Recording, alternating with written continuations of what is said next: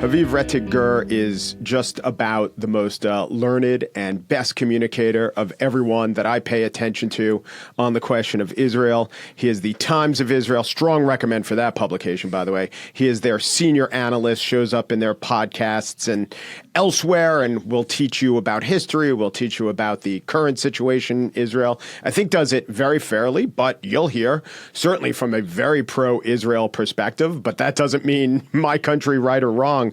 Welcome to The Gist, I think for the first time. Thanks so much for having me. It's great to be here. Is Israel winning its wars? Well, I'm glad you said that in plural because that makes it really easy. Yes. Massively, tremendously over generations and also in the immediate current moment. Its enemies have a theory of it. Wars aren't won on the battlefield. The battlefield is where the battle is won. Wars are won in what that battle means, right? In the larger political context. A war is politics, but right, an extension of politics with political goals. So you could win every battle and lose the war. A classic example is French Algeria. The French army beat the National Liberation Front of Algeria in every encounter over 8 years. And then at the end of the 8-year war in 1962, the French all left. In other words, the Algerians won the war but lost every single battle. So the battle, the 12-day battle with Iran was an astonishing military success and reset the bar for what a successful military campaign can look like and kind of re-engineered how armies and missile arsenals function together and air forces and all. Like so much innovation was seen there. So much was surprising, so much weakness that we suddenly saw on the Iranian side that nobody had really understood in the Middle East. All of that came out in that battle, but it was nevertheless one battle. But there's a grand war, a large war, and it's essentially for the other side, for the enemies of Israel in the Middle East, essentially at its heart, at its core, its driving impulse is a religious war. And it comes from a particular branch of Islam, not all Islam, but a particular branch of an analysis of some Sunni theologians of the last century and a half that argues that Islam needs to overcome its weakness. It needs to push back against everyone who ever pushed Islam back. And it needs to retake the initiative as a conquering, powerful force in history. And the first target of that vision, which sometimes I call them restorationists, they talk about going back to original Islam of the first generations of Muslims who were this massive conquering army. Some people call them Salafists, and so there are many different names. Basically, the Muslim Brotherhood is how a lot of people talk about this ideological movement. Their vision, and in a Shia version, was adopted by the Iranian regime. Their vision says that Islam can't really get its mojo back until the Jews of Israel are crushed. Because the Jews of Israel, many different forces pushed Islam back in history. Islam has generally a history of expansion, but there are forces occasionally here and there that push it back. And in modernity, more than in other periods. And the weakest of those forces, the smallest thing that ever pushed Islam back, were the Jews of Israel. And so they have to be therefore, overcome. This is the most irritating, hard to live with force among the forces that are aligned against Islam, according to this mindset. In this vision of Islam, which again, it's literally not how Saudis think of Islam. It's not how, Indonesians think of Islam. It's a specific ideology. The Salafists would be the breakaway fraction that oppose the House of Saud, for instance. It's the Muslim Brotherhood. Today, yes, absolutely. In other words, 100 years ago, it would have been a little bit different. The Saudis were very much in this Wahhabi camp, et cetera. But yes, but everybody who sort of thinks the way the Muslim Brotherhood of Egypt thinks, which are the Qataris, the Turkish government, the party of Erdogan, Hamas, very much so, profoundly so. They're literally the Muslim Brotherhood branch established in Gaza in 1987. These enemies of Israel that unified, and Iran in the Shia version, and there's a whole history. I did a podcast episode about how Iran borrowed that particular branch of Iranian Shiism borrowed these ideas from Sunni Islam. I'm sorry to get into the weeds, but just to pull out and give the bottom line here, the destruction of Israel is the necessary precursor to Islam's return into history as a powerful force after centuries of weakness. Every Muslim thinker, theologian knows that Islam is weak today, that Muslim countries are weaker than European countries, than the West generally. And that is against the natural order of things, because Islam is true and Islam needs to take over the world because it is the divine and ordained truth. All missionary religions believe that. And so to restore Islam to that place, this branch of Islam says, step one, not the only step, there's a whole vision, but step one is overcoming Israel. That has been the heart of the war.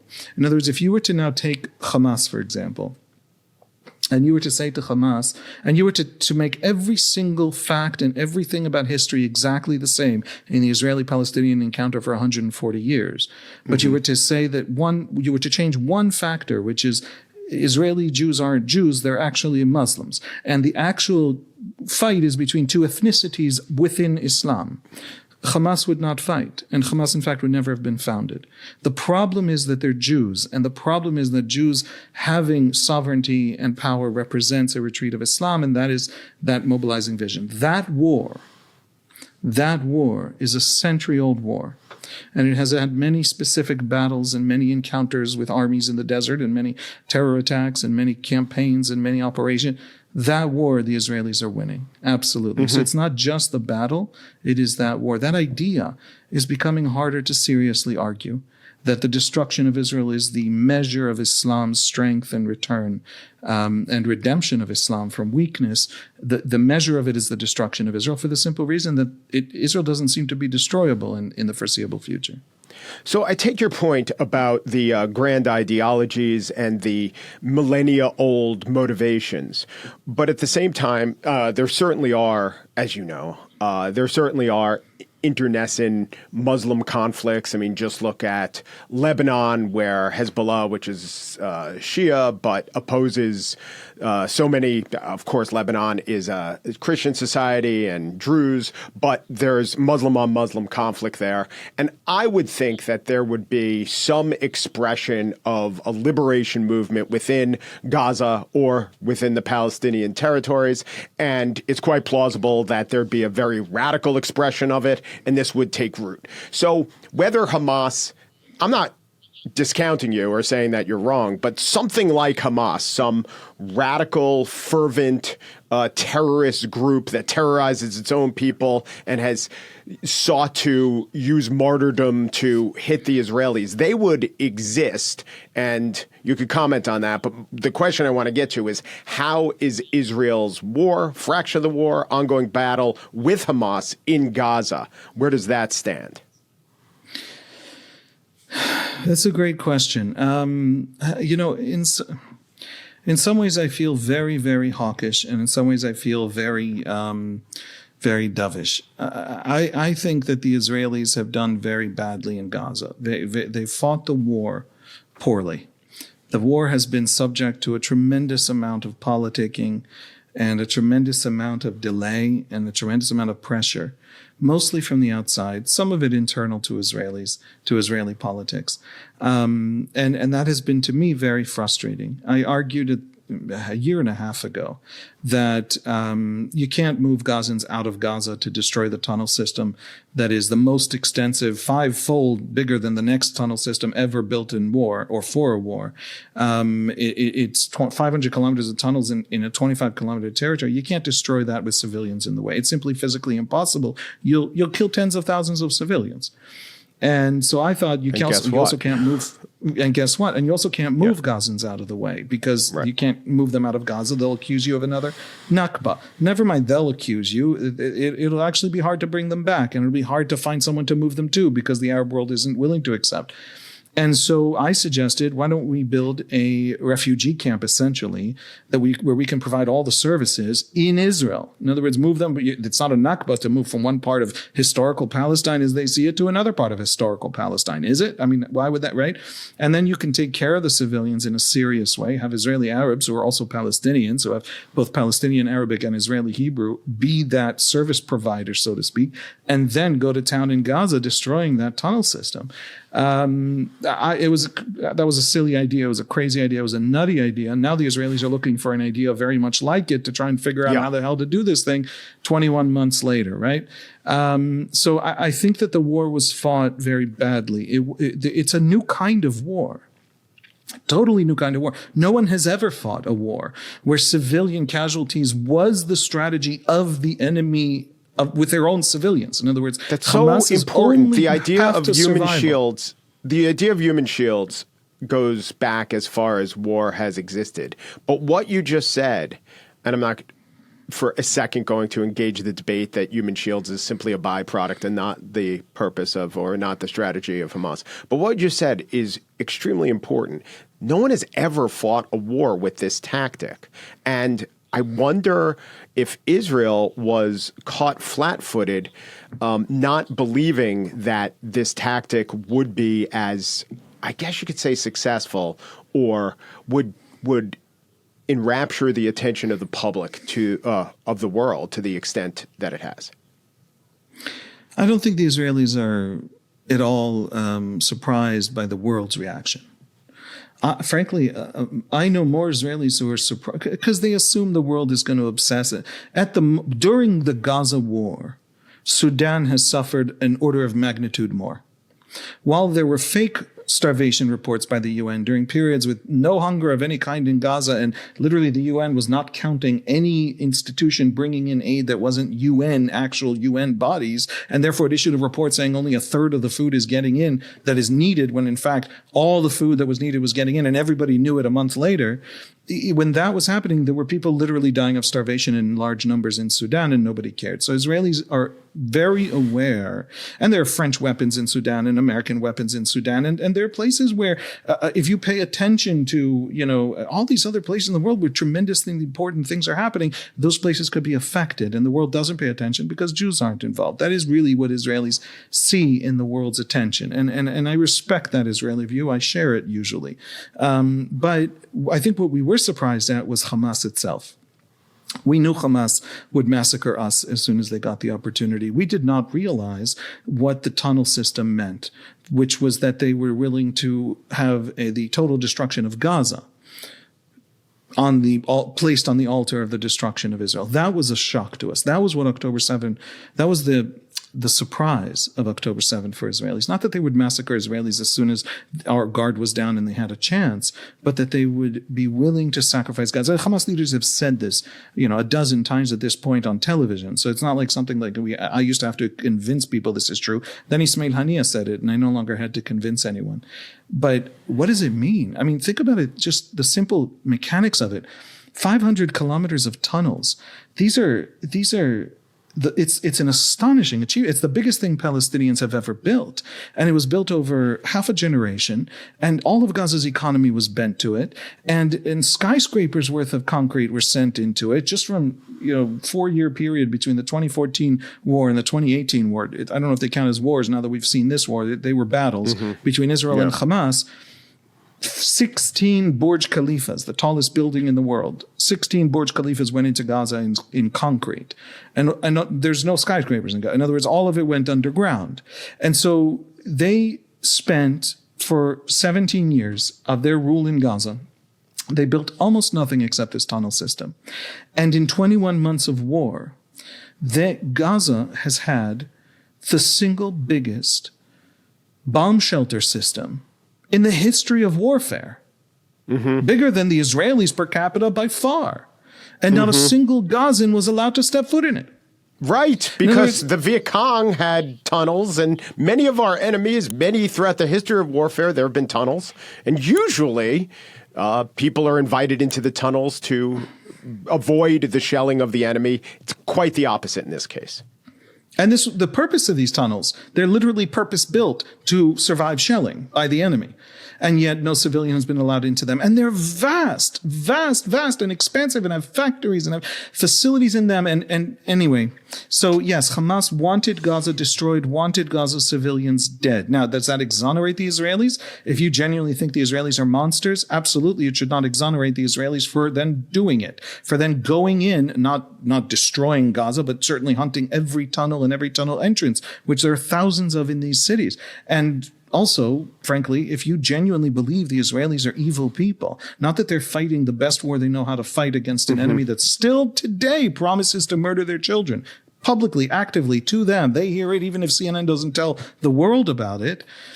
If you think the Israelis are not good people dealing with a bad enemy in a bad situation, but actually bad people, Hamas's strategy of building this vast tunnel system under their own population, unlike anything else in warfare, and then carrying out October 7 to make it impossible for the Israelis not to go after them, while making Gaza, building Gaza into the kind of battlefield where the only way to go after them is to cut through cities.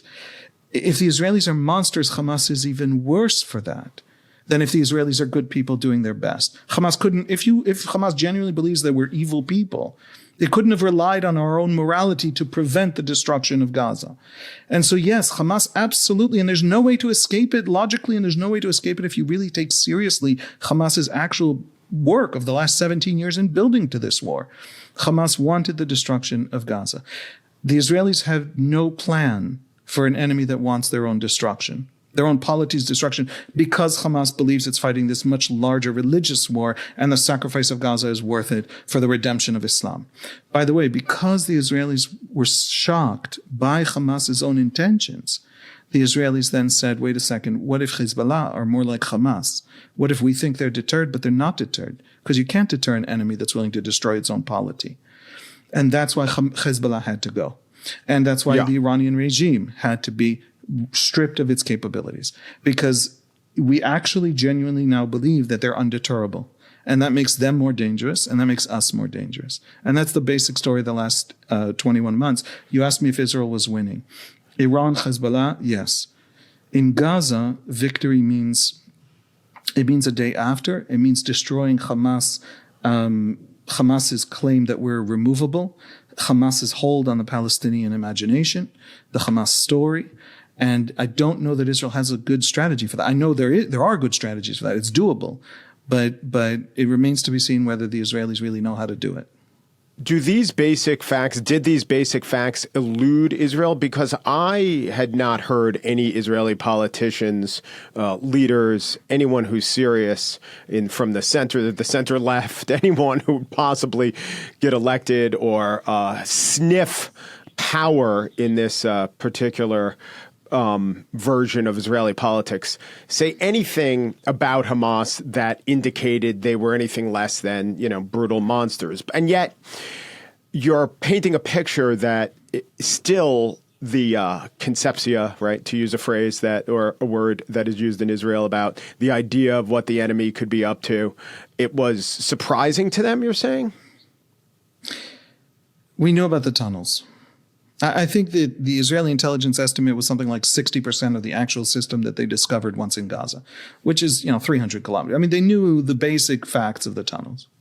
And we knew that we misunderstood. Hamas had a better understanding of how deterrence works than we did. We thought the Israeli security establishment, not me, I was never consulted by the Israeli army on this question, but the Israeli security establishment thought that Hamas had built these tunnels and had invested so much in them, like shocking amounts in them. But nevertheless, Hamas were deterred. And they were deterred by our enormous firepower, right? Right. And we thought that Hamas was deterred by our firepower. What we discovered on October 7, all the pieces suddenly clicked into place. In other words, they had built that tunnel system so that we would be deterred by our own firepower. In other words, what we could do to Gaza or to Lebanon or to Iran was a reason for them not to attack us, unless they had already written off the cost of the destruction of their polity. And then what we could do, we were too scared to do it. In other words, we would never go into those tunnels. There's nothing Hamas could possibly do to us or any threat they could pose to us, we thought, that would make it worth the cost to us, to Gazans, and the knock-on cost to us of us going into those tunnels. And so we were deterred by our own firepower. That's what that tunnel system really represents. And we did not understand that they actually meant to use it. And on October 7, we discovered they actually meant to use it.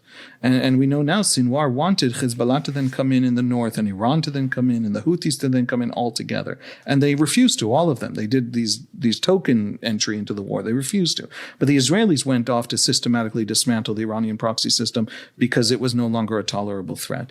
But they would not come to the rescue of Hamas. So yes, Hamas, we knew all the facts and completely misunderstood the enemy. And the Israel today that is now fighting these wars, what the world, I think, doesn't understand is that it is a much, much more humble Israel.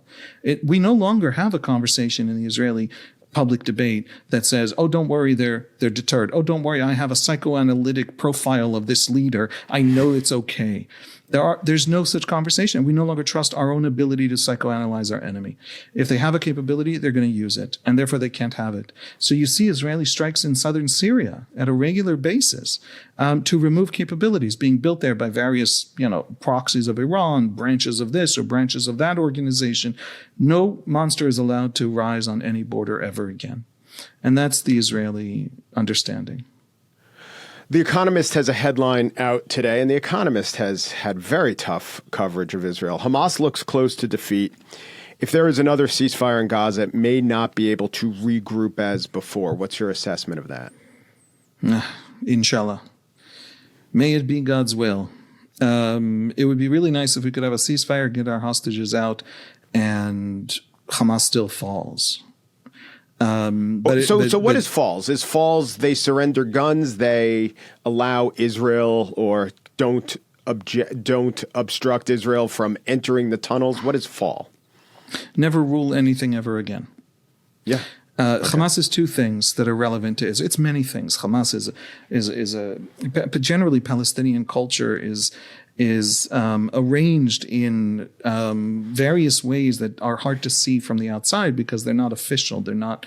But there's a clannish aspect to the Fatah-Hamas divide. There's a cultural aspect. There's this class aspect. One of the reasons that Hamas became popular early on in its life was that it genuinely came from the streets and from the slums, and it built out charities that took care of the poor in ways that the elites that had coalesced around Arafat or the urban elites of Palestinian society never really had taken care of those groups of Palestinian society. And so Hamas is many, many things.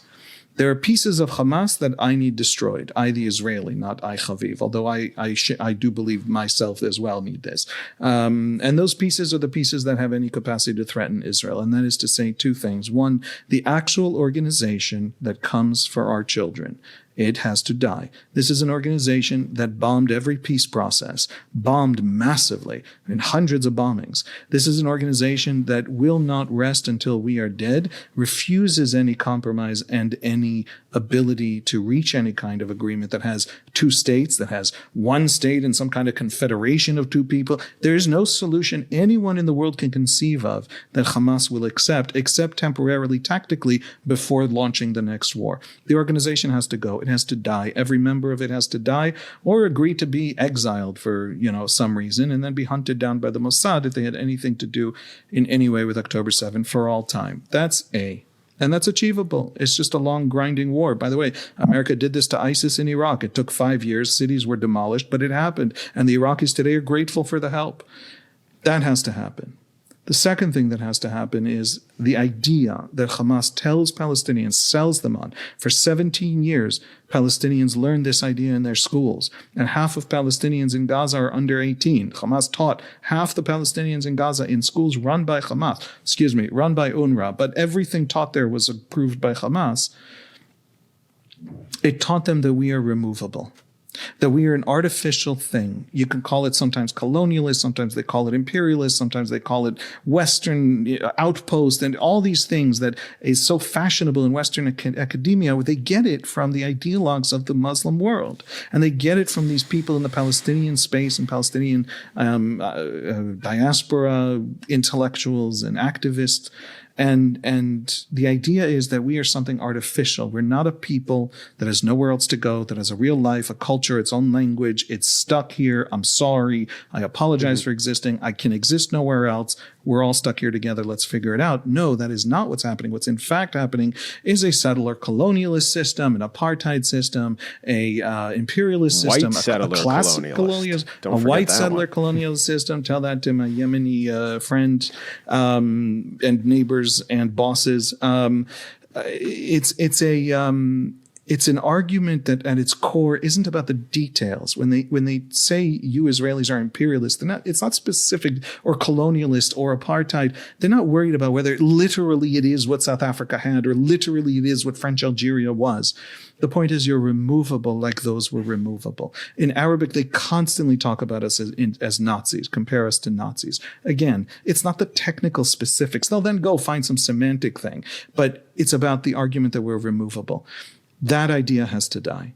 The Palestinian elites, ideological factions, generation after generation, for a century now, have been selling their people on the idea that if you just attack us enough, hurt us enough, make us bleed enough, we are the kind of weak, fragile thing that will roll up and move away. Like the French in Algeria, like the British in Kenya. And that idea has to die. And when that idea dies and they stop trying to murder us constantly, repeatedly, in the height of peace processes, I just asked Bill Clinton what happened to Camp David, to his process in 2000, when 140 suicide bombings, this massive wave begins in the fall of 2000 that kills the Oslo peace process. When that idea that we're removable dies, the Palestinians can then come to the Israelis and say, hey, wait a second, we don't threaten you anymore. Why is there military rule in Palestinian cities in the West Bank? The Palestinians start to win when they finally agree that the war to destroy us is lost. And so that idea is the idea that we have to kill, and obviously Hamas, the organization, as well. Those are the pieces, and I can do it. And it'll take time. It'll take as much time as Hamas needs it to take. By the way, right now in Gaza, I'm sorry to just rant. You caught me on vacation, so I'm more ranting than usual. I haven't had a chance expansive mood. Expansive mood. But this is my last rant, I promise. What the hell is Hamas going to achieve from now going forward? You look at the situation in Gaza. You look at the negotiations with Trump and Qatar and Netanyahu and the Hamas people. What are they hoping to achieve? What could they possibly get by holding out for more? That thing that they're hoping to get by holding out for that, whatever little change in the Israeli deployment, in the agreement that they're holding out for, that's what Gazans are suffering for right now.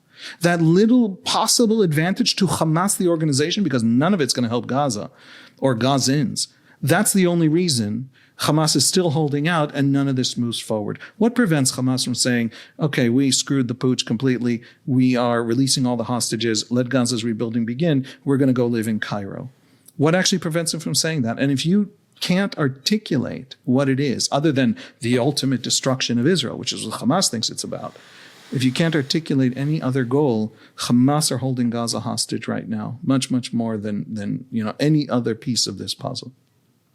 So I want to ask you about, you articulated the two things that have to happen. The second was the death of the idea, which you said was possible. And the first one, which I think you intimated was more possible, was the destruction of the leaders such that they are flee and perhaps are hunted down like members of Black September were. I want to ask about that practically. Deif is dead. The Sinwar brothers are dead. We could go through the org chart and we get to, I don't know what number. Is it 18? Is it 22 of the Hamas commander who's still there? What is the threshold? What is the cutoff where Israel says these are the targeted versus there are a bunch of soldiers who took up arms and that's not good, but our entire strategy doesn't depend on hunting these individuals down. So I'm trying to get to the idea of, an Israeli could say, well, we just have to, or an Israeli military commander can say something like, we just have to make them less lethal by hunting down their leaders, and then define leaders as almost everyone with a gun. How would you do it, or how do you think Israeli leadership is doing it? I think the question would be capability. In other words, if you're a battalion commander or brigade commander, these words are interchangeable. They don't, in the U.S. Army and the Israeli Army, they mean specific things. In Hamas, they're a little looser. But if you're a brigade commander and you can move 500 men around or 150 men around even, and create a paramilitary organization that, after whatever agreement is signed and the rebuilding of Gaza has begun, can begin to shoot rockets at Israel, then you die. And if you are not that, then you are irrelevant, right? So it's a question of threat level. And the capacity to produce threats determines, I think, whether or not Israel should go after you. And I'm for being very expansive. Let's kill 1,000 more Hamas fighters. Why the heck not? And by the way, make it all the more certain that Gaza is freer of Israel going forward, because these people who think that Gaza is a worthwhile sacrifice to lay on the altar of Islam's grand liberation and redemption won't be there to ruin it for Gazans. But that's my view. I get all lovey-dovey, lefty when it comes to Gazan civilians, and I have very, very little need to protect anyone who's in the armed forces of Hamas in any way. So those two, the civilians and the 1,000 more Gazans, are interconnected in that the marginal cost of killing more Hamas commanders or fighters is more and more civilians, and perhaps even more civilians as a percentage of strikes than the beginning of the war, in which some Hamas fighters were low-hanging fruit. So what about that? I mean, can Israel take tens of thousands of more Gazan civilians killed to get those 1,000 Hamas fighters? No, that would be a terrible, terrible tragedy. No, I mean, I think that's why the Israelis are not so upset about exile. Exile would be a great solution from the Israeli perspective for all the commanders who are left, because it's separate. And of course, that's why the Hamas commanders are really keen on never accepting exile, because they understand that exile saves Palestinian lives and therefore costs them their lives, and therefore is a bad thing in their view, because Hamas has never been about Palestinian lives. That's not what this is about. It's not even about liberation.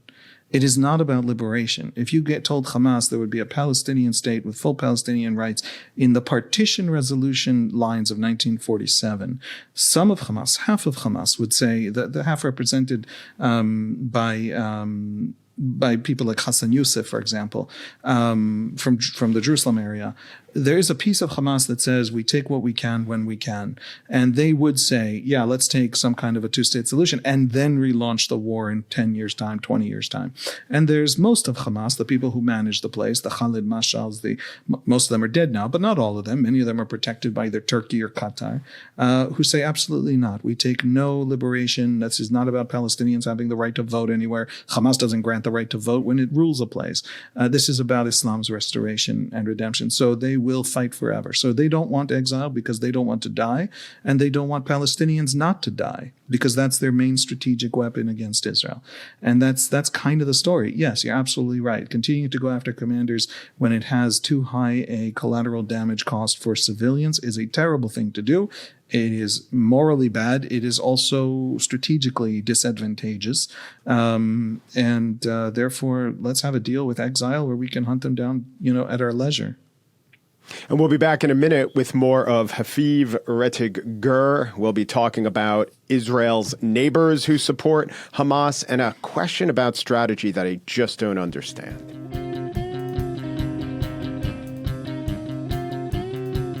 We're back with Haviv Rettig Gur. His title is Senior Analyst for the Times of Israel. He's a man who knows and has thought a lot about the conflict and the existence of Israel. So I wanted to ask you, as I teased before the break, Hamas is not just Hamas. It's, of course, funded by the Iranians. I don't know how much you could do about that. But what about Hamas's other backers? UAE, Qatar to some extent. Can they be convinced to just abandon Hamas leadership? Maybe UAE kicks them out of the hotels they're staying in? And, they're not, just a correction. UAE hates them. They're not in the UAE at all. Just Qatar. All right. But Qatar totally, and also Turkey. Well, I'll go back and say there are much larger questions at stake for the Middle East, for a lot of the Muslim world, the Arab Muslim world. The relationship between the Qataris and Hamas is very deep, very old, 2 decades old, roughly. And it has a lot to do with the Qatari financing of a certain vision worldwide, of a certain vision of Sunni Islam, which is essentially the Muslim Brotherhood vision. It's this century-and-a-half vision of Islam being redeemed through a return to the way our forefathers were, this originalist kind of Islam that will fix all that ails us. Because back then, when we were under Muhammad, or the first 3 generations after him, we were powerful, we were conquering, we were successful geopolitically, and now we're not. And so if we go back to what we were then it'll fix itself. It's a whole big, complex theological discourse for generations of Sunni theologians, and it's a huge debate underway. And so Qatari support for Hamas has these big, deep, old kinds of threads to them that the Israelis are not going to sever. The Jews are not going to walk in and say, hey, your Islam is not great for me. Could you please change your Islam? That'd be really great, right? That's not a thing that's going to happen. But the Israelis can do something else, something simpler and more blunt, which is there used to be this grand idea in the Arab world called Pan-Arabism. And Nasser actually led this vision. And the idea was basically that the Arabs were weak because they were divided. And most of the borders of the Middle East were drawn by European imperialists, right? They were the British or the French. And the idea was that if we Arabs unite into a grand Arab coalition or an Arab state, Syria and Egypt, actually, for a time, people should look this up, united into a single state called the United Arab Republic as part of this vision of having this pan-Arab kind of unity, then we will come back to ourselves and be strong again. And how will we see that we're strong? We will defeat Israel. And Nasser talked constantly about the defeat of Israel as the signal of Arab unity and strength drawn from that unity.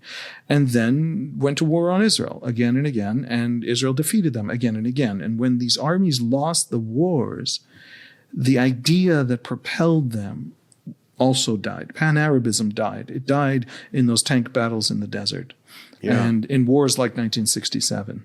Yeah. And didn't the Muslim Brotherhood arise as a critique? Well, for a lot of reasons, they were oppressed, but they were religiously oriented, not pan-Arabist, and they were opposed to Ba'ath parties, for instance, like Saddam Hussein, who was a pan-Arabist for a long time. Right. So the Muslim Brothers are born in the 1920s, but they come from these lineage of theologians who said we have to go back to being pure Muslims, and then all our modern problems are solved. A discussion, by the way, that begins basically when Napoleon lands in Egypt, and the Arab world suddenly encounters massive European power set against the Ottoman weakness. And so the weakness of Islam becomes this intolerable theological problem. And they start having this conversation for the last 200 years. And what basically happens is Pan-Arabism causes this Muslim unification, this sort of Muslim restorationist idea to take a back seat. They're not very popular throughout the 50s and 60s, with the crushing fall of Pan-Arabism, both because internally the Arab states were led by just incompetent dictators, but also because the Israelis from the outside, the Israelis defeated their armies. So it wasn't doing the thing that was going to be the signal of its success. When that all happened, the thing that comes in to fill the gap is this Islamist idea, is this jihadist idea. And yes, that begins to really get into stride in the 70s because of the fall of these other ideas and these other arguments for how we get our mojo back, how we become successful again. And so that's all playing there. In other words, you have the AKP party of Erdogan, who is the president of Turkey, is a Muslim Brotherhood adjacent, right? The Muslim Brotherhood theologians, the ideas were brought into Turkey by certain thinkers who established certain political parties. The officially secular Turkish state banned one party after another that held these ideas, and they kept establishing a new one with another name. And the AKP party, the Welfare and Development Party, I think it translates to, is like the, fourth, fifth, something like that, party to establish itself exactly from the people of the old parties, but a new version that slightly tempers it down so that the army won't intervene and the secular Turkey. And then Erdogan started winning elections. Now, Turkey is majority Muslim observant now. In other words, Erdogan is going to keep winning elections. It's not clear. Also, he lately arrested his leading opponent in parliament, so that helps to win elections. Yeah. But also the demographics of Turkey are changing in a more Islamic conservative direction. Islamic conservative doesn't necessarily mean Islamist jihadist, but the deep ideas animating the AKP party are these old restorationist ideas. And so Turkey, Qatar, we're not going to detach them from Hamas, but we can make Hamas lose on the battlefield in ways that clarify that this jihadism destroys everything it touches. By the way, everywhere it goes, it ruins. As Erdogan takes deeper control of Turkey and Turkey becomes slightly less democratic with each passing year, Turkey also becomes slightly less competent and slightly less fun to live in and just slightly less good, serious of a country. And so these ideas, by the way, what the Ayatollahs have done to Iran, this is not a competent state. This is a state that just went through a terrible winter without gas. And it's one of the most oil-rich countries on earth. They have crushed the Iranian economy, crushed the Iranian people's potential. They are a pathetic economic catastrophe. And this regime did it by fighting random unnecessary wars and demanding a nuclear program that they definitely aren't going to use. $500 billion to that, right? Right. So everything jihadism touches, it destroys. Israel has to keep making sure that is the case. And that will make the case against this jihadism. When the Emiratis, the Saudis, they come out and say, we don't want Qatar, we don't want Muslim Brotherhood, we want Hamas to go away. They're reflecting, they're not Zionists, they're not pro-Israel, they don't like Israel. They'd love to do business with Israel, but they don't have any other emotional reaction to Israel. They hate the kind of Islam that places Israel on this pedestal as the great test of Islamic resurgence, and we have to spend ourselves and destroy our countries, what Hezbollah has done to Lebanon, this internal demolition of Lebanon. They hate this. Everybody who obsesses about Israel in the Middle East self-destructs, destroys their own society because of the way these ideas work. So that's what they're at war against. So there's inside Islam in the Middle East this battle over whether or not we are Muslim Brotherhood, radicals, or just conservative, normal, calm, of which the Saudis, the Emiratis, and others want to be. Yeah. So I don't think Israel can detach Qatar from Hamas is the short answer. Right. But it's also important to note that in the Muslim world and Arab world, there's more of an interplay between geopolitics and religion. I mean, maybe it was similar to the West in the days of the Crusades, but if your war efforts keep failing, the religious interpretation of that is that we no longer have the favor of God. And so that may take centuries to cement, but it is a fact and a factor. I just want to throw that out there. But I have to get to two things that very much bother me, and I know bother you, that are Israel's own goals or what Israel is doing to itself that undercuts any sort of that undercuts the premise that we are the most moral army or country or in the world. One is I do not understand, and I do not take on faith all the descriptions of firing into crowds of people who are desperate to get food. Maybe the answer is every bit of this is as exaggerated as can be, and it's just not the case that the Israeli military is doing this. But they don't quite totally deny it, and they say we fired some warning shots, and I don't know what the numbers are. But I don't understand the strategy. Maybe you can explain it to me, and maybe it's just the best of bad choices of having food distribution centers, but also mowing down the people that you're trying to feed with food. What's going on? This is a very tough question. Tough to know what's actually happening. As soon as somebody dies, 6 different versions come out, within a day. And the Israeli argument claim is always 2 days behind everybody else. Yeah. And we know for a fact, we have video footage, we have Gazans telling us, we have Israelis telling us, when Israelis and Gazans agree on something, it's probably true. That Hamas has shot at people trying to get to these distribution centers, has infiltrated the people going into the distribution centers, has actively attacked the distribution centers. We know for a fact that there have been shootings outside these distribution centers. I don't know if there's ever been one inside. Hamas has literally mounted an assault that killed Americans at these distribution centers because it doesn't want aid to be brought in, not because it opposes this kind of aid. It doesn't want any aid to go in that it can't steal. And that's what these distribution centers represent. And we know for a fact also, I think it is at this point a fact, if only because the army has basically acknowledged a great deal of it, that some incidents of these shootings have been IDF soldiers. It is, in other words, much, much less. And by the way, the international community doesn't, the pro-Palestinian activist world doesn't care that Hamas murdered Palestinians and intentionally is trying to deny them aid because mass starvation among Palestinians serves the Hamas war effort. It doesn't care about that, for all kinds of fascinating reasons that I think should be the subject of many, many PhDs in social psychology, but they're not our topic here. But we know for a fact that the Israelis also shot at people coming to these places. Now, as I have tried to get to the bottom of it, there was a big expose in the Israeli press in Haaretz, a big study that really talked to officers, talked to soldiers, and got some of this information. And then when the army's response came, it was clear that there were some of these incidents, and the army learned lessons from them, changed orders from them. As far as I can tell, here's what's happened. First of all, the Israelis are desperate for this aid system to work. It is the last source of income for Hamas, the stolen aid.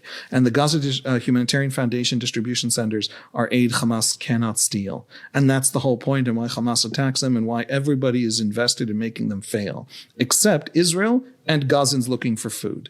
And so Israel's desperate for this to work. The soldiers deployed to protect the outer perimeter, soldiers are not allowed inside the Gaza, the GHF compounds themselves for aid distribution. Israeli soldiers are not allowed to have that level GFS of friction. Is the acronym of the aid distribution program, yeah. Right. They're not allowed to have that level of closeness and friction to the Palestinian civilians to prevent the soldiers from being shot at from among the civilians by some Hamasnik who's snuck in, but also to prevent them from harming the civilians. And so there's that distance. And so they form a ring around the distribution centers to protect them from a potential Hamas attack. When civilians have gotten too close to the soldiers are ordered to fire warning shots in the air. If they continue approaching, they are ordered to fire at the ground, and if they continue after that, they can fire to kill. That is because they are dressed as Israeli soldiers. They look like Israeli soldiers. They are yelling that they are Israeli soldiers, and Hamas has routinely attacked Israeli soldiers and killed them. We have something like 20 dead in the last 2 weeks, or give or take, of Israeli soldiers killed by Hamas in this guerrilla war. And so they're not allowed to approach the soldiers, and they're absolutely not allowed to approach the soldiers, and the soldiers are allowed to take steps to prevent that. The soldiers are engaged in gun battles against Hamas, and then they're cycled through away from some gun battle in some place like Jabalia, which has a lot of Hamas tunnels and Hamas installations, and then cycled over to this humanitarian foundation without retraining, without clarity. That here they're looking at crowds of essentially representatives of each family group that are coming to get a box that has 5 meals for the family or whatever the box has, and they are not Hamas battalions sneaking in among civilians that are coming to threaten. They are actually civilians trying to get food. And you err on the side of caution rather than on the side of threat. There needs to be a retraining of those Israeli. There have been, therefore, incidents. The idea that they're all Israeli is simply mistaken. Gaza is saturated with cell phones. We have endless footage of every possible imaginable thing, some of them real, some of them false, but so very much. And there isn't any footage of an Israeli soldier shooting a person, a civilian outside of these distribution centers. And so if it was happening routinely, there would be tons of footage of it. But it has happened occasionally. Now, how many of the roughly 800 people Right. So sorry to interrupt. killed, There's much footage of bloody people in hospitals afterwards. That has happened. But what you're saying is true. And I've looked for the footage, and I recently watched an NPR piece by an NPR reporter who is a Palestinian who lives there and talked about his harrowing journey down to get food. And he said that we were shelled by tanks, or tanks started firing at us. And I was interested to see that. But that was also not a tank would be a de facto definitive proof that it is Israelis firing upon them. Hamas doesn't have tanks sitting there, and that footage didn't exist. So I wondered about that. Yeah, and my problem here is there is a massive, insane propaganda campaign that is full of lies. When it tells the truth, it's because the truth is convenient. It still uses that truth as a lie. And there is also a bitter, painful war with massive numbers of civilians caught in the middle. And an Israeli army that is not perfect. Not only not perfect, that has had real major failures in this specific regard. And here it's a failure not so much of the specific soldiers, because it happened again and again, and it's so utterly antithetical to the Israeli war effort that it is very clearly a failure of commanders. It turned out that there was a meeting in the Southern Command by senior officers after several of these reports came out, and the international press was talking about it because Palestinian activists were pushing this stuff out. Obviously, without mentioning that it's quite possible that most of the dead aren't Israeli because of Israeli fire. It's also possible that a majority are from Israeli fire. We don't have any way of really knowing. And so the Israeli Southern Command leadership was meeting, and they discovered from soldiers in the field that there was at least one incident in which artillery fire was used to threaten people who were getting too close to the Israeli soldiers to go back onto the permitted path to get into the distribution center.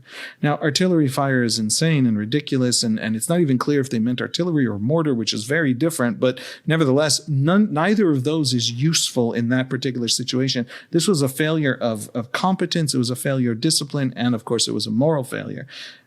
The high command was surprised that had happened and hadn't heard of it until they had these big meetings because of international press attention. So that tells me, the fact that the high command of the Southern Command doesn't realize that protecting the distribution centers and not letting Gazans die. And by the way, why isn't there Israeli footage of Hamas shooting? Why isn't that part of the Israeli war effort, which is in a profound way, at least according to the enemy, an information war? So there's a level of incompetence that's a good point here. too. If I was critiquing the lack of footage from one side, that is a good point too. Israel should. So there's an incompetence here that I find very, very frustrating. The army understands that now. It has said publicly that there have been these mistakes, and it has said publicly that it is correcting. That's as much as I can tell you that I think I trust. In other words, that the Israelis, it's just not serious to argue, as some Israelis want to, that there hasn't been any Israeli shooting of these civilians.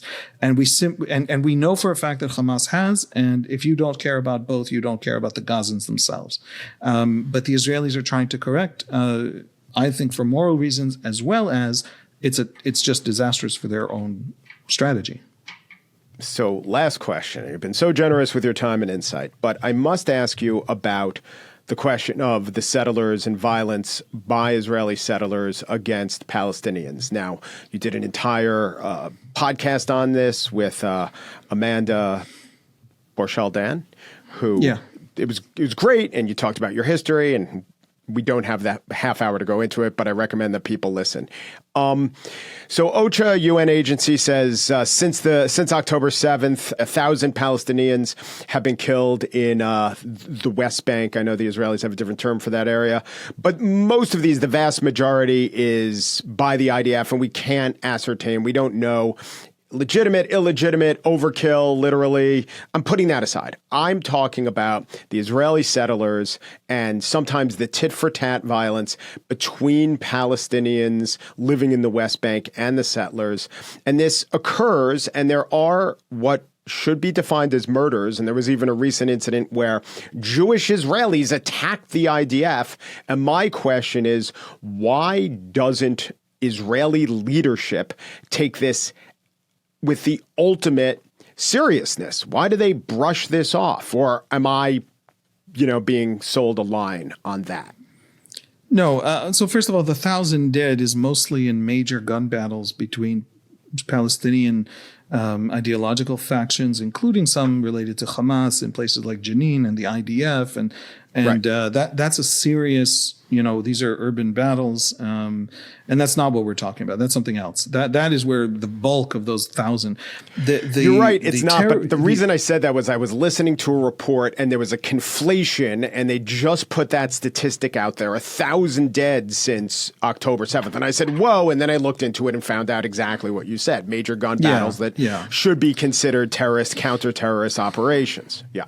Yeah, when people feel, and this is true of the distribution center deaths, when people feel the need to turn everything into this vast, monstrous thing, and therefore everything is a genocide, and therefore everything is they actually end up doing harm to the actual subject because we can't actually fix and we can't actually we're having a conversation off in left field about our feelings rather than a conversation about the reality. But I would just say that you're right to point this out. You're right to talk about it. You're right to raise it. It's terrorism. It's terrorism. There is an extremist group of Israeli Jews that has been at war with the Israeli state, as well as at war with Palestinians and Palestinian villagers. And they are, tiny, but a few hundred of them, maybe a few thousand of them who are in some way supportive or somehow, give moral support. But the problem isn't that they exist. The problem is that the Israeli state doesn't rein them in. There are a couple of reasons. One, Israelis genuinely think that they're a small thing. They're a very small phenomenon. And anybody who obsesses about them is just not being serious, because on the Palestinian side, there's, all of Hamas, right? All of the pieces of Palestinian politics that would launch suicide bombings. And we know from the Second Intifada that that's just about all of Palestinian politics, 80% of Palestinian politics. And with us, you look at 400 extremists, who, by the way, it's meaningful that there aren't that many deaths. It's actually rare that these attacks, which are terroristic, the purpose is to terrorize the Palestinian population, and in their vision, they see this as also an attack on the Israeli state, because the Israeli state, they think, protects Palestinian civilians too much. And this is a group of people radicalized in the withdrawal from Gaza in 2005, and people who've joined this group, this ideological faction since. So they are terroristic, but they're not all that deadly, and they're a marginal phenomenon. I disagree with this general Israeli view for a simple reason. It doesn't take a lot of terrorists to produce the psychological effect on a population that the terrorism seeks to produce.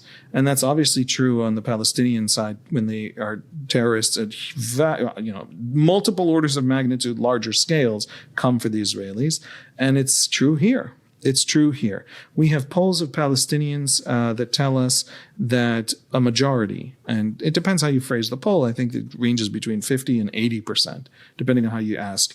And this is polls over the years, so I'm not talking about last month. I'm talking about over the years. A majority of them are afraid of Israeli violence and feel vulnerable to Israeli violence. And so it doesn't take a lot. Most Palestinians don't have any encounter with these people, will never encounter these people, and will never even, only learn about it the way you and I learn about it. But nevertheless, they're having an effect. And so it is a terrible thing. And the other piece is 5% of the Israeli public is sympathetic in any way to these people, the furthest right edge of 5% of Israeli politics. That 5% has a deciding vote in this current government and coalition. Yeah. And so there's literally a party of the public security minister, a guy named Itamar Ben-Gvir, in this government, who is the most right-wing party in Israeli politics. There's there's no human beings to the right of him. It is the edge of the edge of the edge.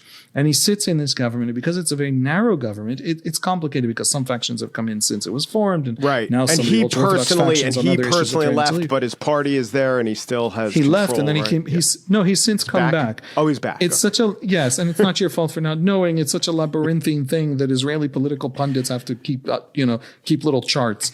But long story short, he basically runs defense for them, and it's a political problem in the Knesset for the government if meaning he runs interference for them. Is that what you're saying? Yes. By runs defense? What did I say? Yes, he runs interference. No. Right, because he also has a top minister job where he is in charge of security. Right? He is theoretically in charge of arresting them. Yes. I mean, the army has that purview under the defense minister, who is a Likud minister, not a member of Itamar Ben-Gvir's party. But Itamar Ben-Gvir is in charge of the police, and the police do have the ability to just arrest these people for crimes at which they are committing. And it's very hard to get that moving. And there are members of Knesset who act outright in his party, in Ben-Gvir's party, who have outright defended these people and their actions. Some of these places, it's several different phenomena all at once. We don't have to get into the details, but just some of these really are tit for tat between two villages. But most of it isn't. Most of it really is this ideological group that goes out and decides to burn down a village or to burn down a house in a village, and to do it in the middle of the night and to puncture tires and to purposefully terrorize. And some have died. A handful of people have died from these attacks, and more will die for sure if they don't crack down on it. And they don't crack down on it for sheer incompetence. I have to say, when I came out, I did an episode of my podcast. I did an episode with the Times of Israel. You're right, that was about this topic, and I got a lot of angry responses from some Israelis who said, you make too much of this stuff. You call it terrorism. You said it's a rebellion against the state of Israel. A week later, this group had an ambush for Israeli soldiers from a battalion of reservists in the Ramallah area who were on their way or just coming back from an operation that destroyed an arms manufacturing laboratory of a terror group that was hidden away underneath some building in Ramallah. This is a unit that was doing something very much for the safety and defense and protection of Israelis. And then on their way home, they faced this rock-throwing ambush by these extremist Israelis, these Israeli soldiers. They have attacked Israeli soldiers dozens of times. And there's history to that, which, again, we don't want to get into. But, one person had the guts to then say to me, sorry about that last email. Yes, these people are genuinely crazy people, and it is a shame that it is shameful that we don't crack down on them. So this is something the Israelis have to get to doing, and to doing immediately. Haviv Rettig Gur is senior analyst for Times of Israel. And let's plug his own podcast, Ask Haviv Anything. You could imagine that he'd be adept at answering those questions, just judging by this back and forth. Haviv, thank you. Thank you so much. Thanks so much. Thanks for having me.